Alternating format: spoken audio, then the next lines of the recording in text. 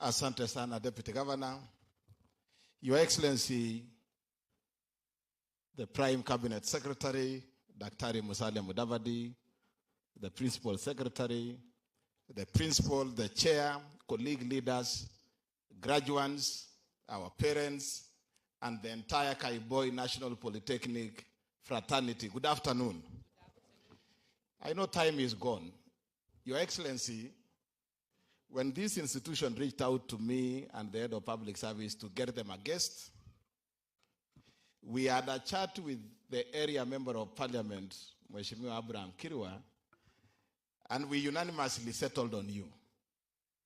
One, because of the role that you do in the running of our government, but more particularly because of the friendship that you have had with this county and this constituency. And I want to thank the institution and yourself, because when the initial date was 7th, and when we realized that your schedule would not allow, we persuaded you to give us this day. And in a very special way, I want to thank the principal and the chairman and the Kaiboi National Polytechnic fraternity for being flexible to allow us to move the graduation from Friday to Monday to accommodate your schedule, Your Excellency, and that today you are here. And we want to thank you in a very special way. Tumpigie makofi Daktari PCS. Secondly, Your Excellency, I know again the same institution might come for us next year. I want to load that responsibility of getting us the next graduation chief guest to you. Wewe ndio utatutafutia the chief guest at next graduation. The second graduation at Kaiboi National Polytechnic will be by yourself, Your Excellency. And most likely, the guest I hear they want to have here might be the head of state, His Excellency, the President of the Republic of Kenya. So, sisi tunakupatia hiyo juhudi, na hii ni notice ya 1 year ahead. I am sure you can be able to work within the 1 year ahead of you to get us that guest. And the reason, Your Excellency, why we also need the head of state to visit us here is because of two things. The elevation of this institution into a national polytechnic is not an end in itself. It is the start of a journey. The institution here requires infrastructure upgrade and support and expansion so that then we can be able to meet the status of a national polytechnic.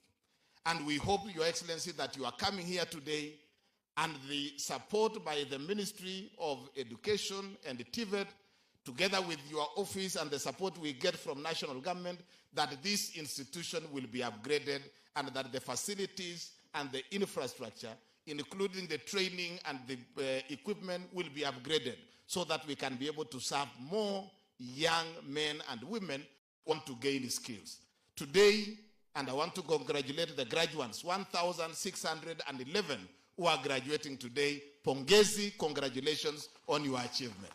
But I'm sure in the next phase of things, we will be having over 2,000, over 3,000 graduates in this institution. And therefore, Your Excellency, we want to appreciate the reforms, and I want to thank the PS. She has been able to raise a number of the things that we have always raised are already being addressed by the State Department, including shortening the time that our students take to acquire skills in our institutions.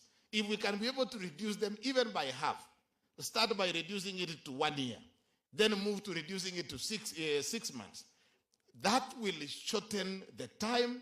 It will lessen the burden of paying school fees for our parents and our students, but also it will give them an opportunity to join the job market and contribute towards the building of our country. Your Excellency, TVET is the way to go. There is no country in the world that has industrialized outside the purview of TVET and skills. And therefore, if this country has to industrialize, be able to create jobs for our young men and women, then we must be able to put our emphasis within TVET training institutions, and we are excited with what is happening nationally. Finally, on that small issue, Your Excellency, is that we know that the funding model has had some bit of challenges, particularly under the university funding model. But Your Excellency, it will interest you to know that the funding model has never had an issue with the TVET. In fact, for TVETs, it is working. The only challenge that we now have is that this funding model by TVET is conjoined with the university funding model, so that the small discussions that are going on around the university funding model is affecting the TVET, yet the new funding model was already working and is positively working for our TVETs. If we can find a way of separating, so that then the funding model under TVET institutions can be rolled out full blast, while the discussion around fixing here and there the few issues around the university funding model can be addressed. So, Your Excellency, we are asking that even as you take this message, let us separate and allow the TVET funding model to be rolled out, because already it is an improvement from the current funding model. It's likely to support a lot of our children and our students within our TVET institution. Finally, Prime Cabinet, you are here when we came with the President and we talked to these wonderful people of Mosop and Nandi. We are excited about some of the programs that the national government has already rolled out in our counties. Your Excellency, there is one particular road that supports this institution. The road from Kipkaren all the way to Kaiboi, and the road from Kaiboi all the way to Kapsisio. This is a road, Your Excellency, that was abandoned midway, and this other road is about 20 kilometers. We have already gotten funding for the road from here to Chepteroi, across all the way to Kapkatembu. We have also some roads that we have agreed, Your Excellency, that we need link roads between Nandi and Kakamega, so that we open up the market between Nandi and Kakamega for purposes of business. But the people in Rift Valley to take advantage of all the development programs and the institutions in Kakamega and the ones in Nandi. We are asking, Your Excellency, that you give priority, particularly to this inter-county road network that is going to open up the space and allow our children and our people and our business people to do business across the counties for the good of our people. And therefore, Prime Cabinet Secretary, you are the chief guest. We want to hear you today. I want to shorten my remarks to that and take this opportunity as my greatest pleasure to invite our Prime Cabinet Secretary and the Cabinet Secretary in charge of Foreign Affairs and Diaspora Affairs to be upstanding and be able to speak to us. Karibu, Your Excellency, sir.